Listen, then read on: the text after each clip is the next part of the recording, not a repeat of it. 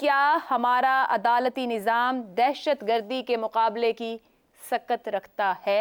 افتخار صاحب، آپ نے بہت تفصیل سے بتایا، اور یہ میرا خیال ہے سننے والوں کے لیے بھی یہ بہت اچھا رہے گا کہ ان کے علم میں آ گیا کہ ان ممالک میں بھی فوجی عدالتیں سویلین کو سزا دیتی ہیں۔ آپ نے جو 3 باتیں آخر میں کہیں وہ بنیاد ہونی چاہیے کہ منصفانہ فیصلہ ہو، ان کی قانونی نمائندگی کا انہیں حق دیا جائے۔ تیسری بات ایک اور آپ نے کہ میں بے گناہی کا بے گناہی کا خیال رکھا جائے۔ اس بنیاد کے اوپر بالکل فیصلہ ہو سکتا ہے۔ معاملہ کیا ہے؟ اب جو آپ نے قانون سپریم کورٹ نے کہا ہے کہ اس کو آپ نہیں استعمال کر سکتے، تو میں پہلے بھی ایک جگہ پہ سوال کر چکا ہوں کہ جو غیر ملکی جاسوس ہیں وہ بھی تو سویلین ہیں نا۔ جب وہ سویلین ہیں تو آپ ان کو پھر کیسے آرمی کے حوالے کر سکتے ہیں، آرمی کورٹس کے حوالے کر سکتے ہیں اس سپریم کورٹ کے فیصلے کے بعد؟ اس کا مطلب ہے کوئی بھی جاسوس، ایون جو ہمارے پاس ایک بہت اہم جاسوس ہے، یہ تو اس کا بھی بالکل متاثر ہوگا، بالکل متاثر ہوگا ان حالات میں، کیونکہ وہ تو سویلین ہے نا۔ یہ کہیں گے نہیں وہ فوج میں ملازم تھا، وہ بہت ایشو ہے۔ میں کہتا ہوں کہ یہ جو آپ ترمیم سرونگ آفیسر تھا سر، وہ کہہ رہے ہیں سرونگ آفیسر، یہ ثابت کرنا پڑے گا نا، it will take some time. لیکن سوال ہے، میں کہتا ہوں کوئی ایک شخص واقعی کے بارڈر کراس کر کے آ جاتا ہے، وہ پکڑا جاتا ہے، وہ جاسوسی کر رہا ہے، وہ سویلین ہے، تو اس قانون کے تحت آپ اس کو کیسے سزا دیں گے؟ وہ طریقہ کار کا بھی تعین کریں۔ اصل میں ایک کنفیوژن ہے بہت بڑا۔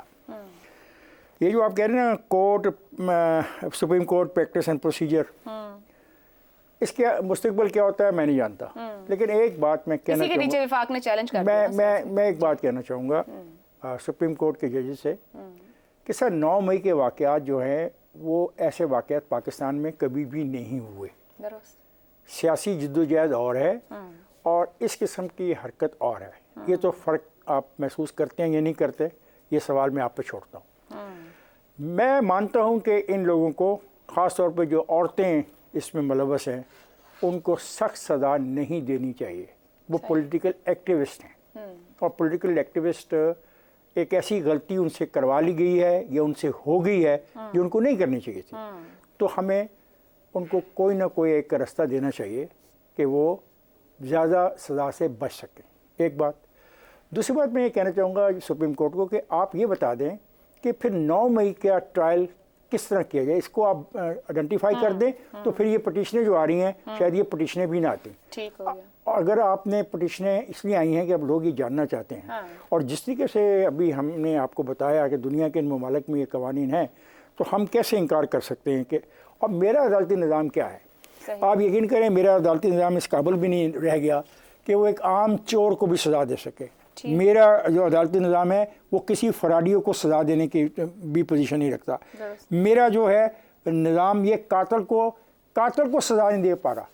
اس کو جو بینیفٹ آف ڈاؤٹ ملتی ہیں اس قانونی مشغافیوں کی بنا پہ وہ ہمارے سامنے ہے۔ ایک آدمی دفن ہو جاتا ہے، قتل ہوتا ہے، مرڈر ہوتا ہے، اس کو دفنا دیا جاتا ہے، لیکن ثابت نہیں کیا جا سکتا اس کو قتل کس نے کیا تھا۔ یعنی یہ پھر یہ معاملہ کہاں ہوتا ہے؟ عدالتوں میں۔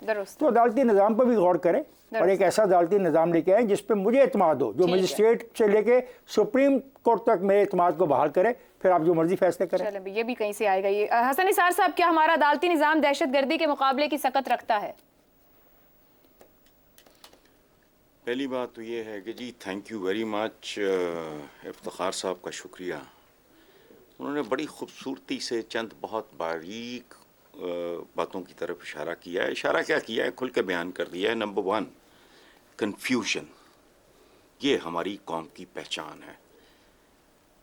پاکستان کو اگر ایک لفظ میں بیان کرنا ہو تو یہ جو افتخار صاحب نے لفظ بولا ہے نا، کنفیوژن، ایک بات یہ مذہب سے لے کے سیاست تک فٹ بیٹھتا ہے۔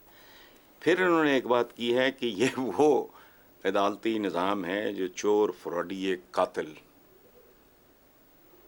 کبھی سزا نہیں دے سکتا، سوال ہی نہیں پیدا ہوتا۔ یہ وہ عدالتی نظام ہے جس میں یہ محاورہ میں نے نہیں انٹروڈیوس کرایا کہ وکیل کی کرنا ہے جج ہی کر لو، یہ محاورہ نہیں ہے، یہ آپ لوگوں کی سمری ہے، ہم سب کی۔ آخری بات دیکھو، ہماری اکانومی، ہمارا پیارا پاسپورٹ اور ہمارا آئین، یہ इन चीज़ों की सकत देखो, इन 3 चीज़ों की। मैं सिर्फ 2 लाइनें इफ्तिखार साहब की मैं कर नहीं सकता, ऐड नहीं कर सकता जो उन्होंने कह दिया है। इकॉनमी इस मुल्क की, इसके पासपोर्ट की बेहुरमती और आइन की औकात, ये हमारी हर तरह की सकत इससे मापी जा सकती है, नापी जा सकती है, तोली और जांची जा सकती है। सामान भी आपके पास है आयशा, मीज़ान भी मैंने दे दिया। इन 3 चीज़ों की तकड़ी में डालो, फिर देखो सकत सुकत किसी शय में नहीं है। ठीक। टोटल ब्लफ पे चल रहा है सारा कारोबार।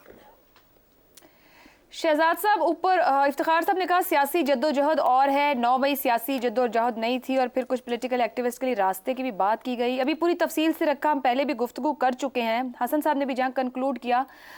जिस तरह का फैसला आया 23 अक्टूबर को, ये किस तरह के हमारे रवैयों की निशानदही करता है? हम इतना पोलराइज्ड मुआशरा हैं कि हम वाइट एंड ब्लैक पर, कानून की अमलदारी पर, आइन में लिखी चीज़ पर, किसी पर भी अगर अमल की तरफ नहीं बढ़ सकते हैं तो फिर नतीजा क्या बनेगा आखिरकार?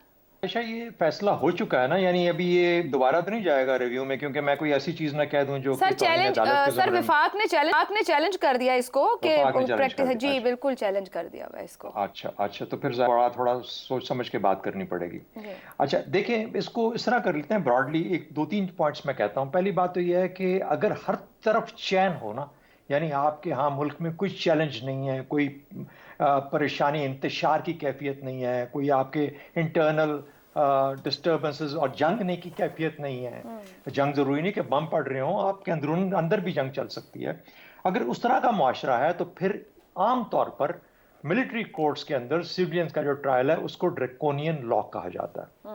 और ख़ास तौर पर वो लोग जो कि एक बहुत महज़ब और लिबरल और जिसे कहते हैं जमहूरियत पसंद माशरे के अंदर इसको परसू करते हैं, वो जब इसको देखते हैं तो वो इसको नापसंद करते हैं और इसके खिलाफ हमेशा आवाज़ उठाई जाती है। हमारे अपने मुल्क में मिलिट्री कोर्ट्स के खिलाफ बहुत ज़्यादा आवाज़ उठाई गई है। अच्छा, मैं अपने दिमाग में सोचता हूँ कि अगर मिलिट्री कोर्ट्स नहीं तो क्या, एंटी टेररिज्म कोर्ट्स हमारे पास ऑल्टरनेट है, यही ऑप्शन है ना। बिल्कुल। अच्छा, एंटी टेररिज्म कोर्ट आप देखें तो जरा उसकी थोड़ी सी एक छोटी सी, आप 1975 में पहली मरतबा एंटी टेररिज्म कोर्ट्स बने, एंटी टेररिज्म लॉ आया, एंटी टेररिज्म, और ये 75 में जुल्फिकार अली भुट्टो साहब लेके कि इनके खिलाफ ऑपोजिशन की उन जमातों के खिलाफ जो कि कौम परस्त थी और जाहिर है कि हमारे उन सूबों में थी जो कि थोड़े से जरा डिस्टर्ब थे, जुल्फिकार अली भुट्टो साहब। उसके बाद जब दोबारा इसके अंदर कोई एक जो कानून बना वो 1997 में नवाज शरीफ साहब के जमाने में बना, और किसके खिलाफ? उनके खिलाफ जो कि बत्ताखोर थे, जो कि अमन को खराब कर रहे थे। हमें इशारा मिल गया किस तरफ को उनका रुझान था। उन्होंने ऑपरेशन भी किया था वहां पे कराची के अंदर। अच्छा, ये बुनियाद है उसकी। ये जो बाद में टेररिज्म, दहशतगर्द आए, ये बाद में आए उसके अंदर, ये जो बाद में, और उसके अंदर फिर दहशतगर्द, और फिर आपको ये भी पता है कि खास तौर पर पार्लियामेंट ने पास की वो तहरीकें कि कहा गया कि इनको वो दहशतगर्द जिन्होंने हमारे बच्चों को मारा, जिन्होंने हमारे फौजी तनसीबात पे हमले किए वगैरह वगैरह, उनके खिलाफ ये मामला किए जाए। एक तो ये होगी। तो इसलिए एंटी टेररिज्म कोर्ट जो है, जो कि हमारे सिविलियन कोर्ट्स हैं, ये जो हमारे आम इंसाफ के उसमें है, 4% उनकी कन्विक्शन रेट है, 4%। जब ये टेररिस्ट, मैं टेररिस्ट की बात कर रहा हूँ, जब पाकिस्तान पे हमला हुए और टेररिस्ट को उनके अंदर पेश किया गया तो सिर्फ 4% की कन्विक्शन हुई। अब ये तो लेके जाते होंगे बहुत सारों को, और फिर कोई वहां पे कोई लॉ ऑफ एविडेंस, ये काबिल कबूल है, ये काबिल कबूल नहीं है, इसको छोड़ दो, इसको रहने दो, वगैरह वगैरह। दूसरी बात, अमेरिका तो एक बहुत ही शांत मुल्क है ना, उनको तो कोई हमला नहीं है उधर पैसिफिक ओशन, इधर अटलांटिक ओशन, कोई माइकल आल करीब फटक नहीं सकता सिवाय उनके जो कि 9/11 को पहुंचे वहां पे। अच्छा, लेकिन उन्होंने क्या किया, उन्हें गुआंतानामो बे बना लिया, हालांकि कवानीन उनके वो तो दुश्मनी करते हैं।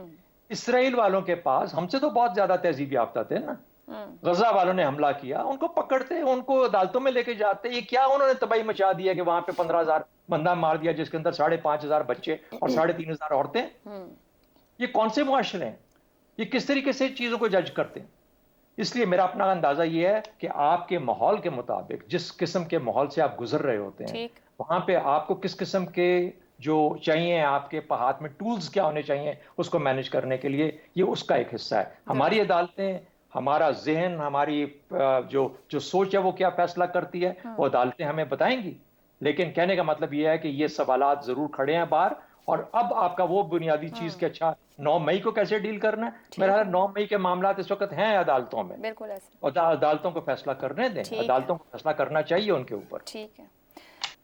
افسار صاحب آپ کی طرف، کیا عدالتی نظام دہشت گردی کے مقابلے کی سکت رکھتا ہے؟ 9 مئی کے بعد ملٹری کورٹس اور ٹرائل کو اگر آئینی اور قانونی تحفظ فراہم کرنے میں آپ کو لگتا ہے سقم رہ گئے تو پھر ذمہ دار کون ہے؟ ایک تو عدالتی نظام اہلیت نہیں رکھتا کسی بھی چیز کی، تباہ ہو چکا ہے ہمارا عدالتی نظام، اعتبار ہی نہیں ہے کسی کو بھی اس عدالتی نظام پہ. اور دوسری آپ نے جو بات دوسرا سوال کا حصہ ہے نا، میں اس کا جواب ایک ریفرنس ٹو دا کانٹیکسٹ میں بات کرنا چاہتا ہوں. ابھی غزہ کی بات ہوئی، شہزاد چودھری صاحب نے بات کی، اسرائیل کی مجھے آپ نے جتنے ملکوں کا نام لیے ہیں نا، ان میں سے زیادہ تر جو مغربی ممالک ہیں نا، ان کی مثالیں اس قابل ہی نہیں ہیں. ابھی جو ان کا کردار رہا ہے ان کی وہاں کی حکومتوں کا اور وہاں کے نظام کا اسرائیل اور غزہ کے حوالے سے، انہوں نے اپنے آپ کو ننگا کر دیا ہے. وہ اس قابل نہیں ہے کہ ان کے ہیومن رائٹس پہ یا عدلیہ جسٹس سسٹم پہ یا کس فنڈامنٹل رائٹس پہ ان کی کہیں پہ مثال کوئی دی جا سکے. وہ اتنے متعصب لوگ ہیں. تیسری بات یہ ہے کہ سوائے میانمار کے وہ جتنے ممالک کا آپ نے نام لیا نا، اب ہم ایکڈیمک ڈسکشن پہ اگر جائیں تو وہ جمہوری ممالک ہیں. فرق کیا ہے ان میں کہ وہاں پہ ملٹری کورٹس میں اگر مقدمہ چلتے ہیں اور یہاں پہ چلتے ہیں تو وہاں یہاں بہت شور ہو رہا ہے، وہاں نہیں ہوتا. دو فرق ہیں، اور اس دونوں کا فرق ایک تنے سے نکلتا، وہ تنا ہے ملٹری. لفظ ملٹری جو ہے نا ان ملکوں میں متنازع نہیں ہے. بدقسمتی سے ہمارے ملک میں متنازع ہے. میں یہ سچ کرنا چاہتا ہوں بات. اور متنازع کیوں ہے یہ سوال ملٹری کو سوچنا چاہیے. میں بڑے خلوص دل سے ان سے یہ بات کر رہا ہوں کہ وہ سوچیں کہ اس ملک میں ملٹری کا نام اتنا متنازع کیوں ہو چکا ہے، کیوں ہر معاملے میں کیوں اتنا گلا سویلین اداروں کا دبا دیا گیا ہے کہ ان کی آنکھیں باہر نکل آئی ہیں، کہ وہ سانس لینا ان کے لیے دوبھر ہو گیا اس ملک میں. اس وجہ سے جب بھی کوئی بات ملٹری کے ریفرنس سے آتی، چاہے وہ بزنس ہو، چاہے وہ کورٹس کا معاملہ ہو، چاہے سیاست ہو، چاہے میڈیا ہو، چاہے عدلیہ ہو، تو ہمارے ہاں اس پہ اعتبار نہیں کیا جاتا. تو یہ جو ساکھ تباہ کی ہے نا فوج کے اندر، تو میں مشورہ ان کو دوں گا دو، اور خلوص دل سے مشورہ دے رہا ہوں. ایک تو وہ اپنے اندر کے اختلافات کو ختم کریں. ان کے اندر اختلافات ہیں، مختلف ٹولے ہیں، خاص طور پہ جو ریٹائرڈ ان کے سینئر آفیسرز جنرل جو ہیں، عام جو ریٹائرڈ مڈ لیول تک جو جاتے ہیں یا ان سے جو جونیئرز ہیں، ان کو تو روزانہ کے معاملات سے فرصت نہیں ملتی. جو جنرل ریٹائرڈ ہیں نا، پیٹ بھرے جنرل جو ریٹائرڈ ہیں، انہوں نے اور ان کی ظاہر ہے ان کا روب و دبدبہ ایسا ہے، لوگ ان کو پڑھا لکھا سمجھتے ہیں، ان کی بات سمجھتے بڑا سچ ہے، لیکن ہے کیا ان کے اندر وہ ہمیں پتہ ہے اور آپ کو بھی پتہ ہے. وہ جو بولتے ہیں نا اس سے اس معاشرے میں بہت انتشار پھیلا ہے.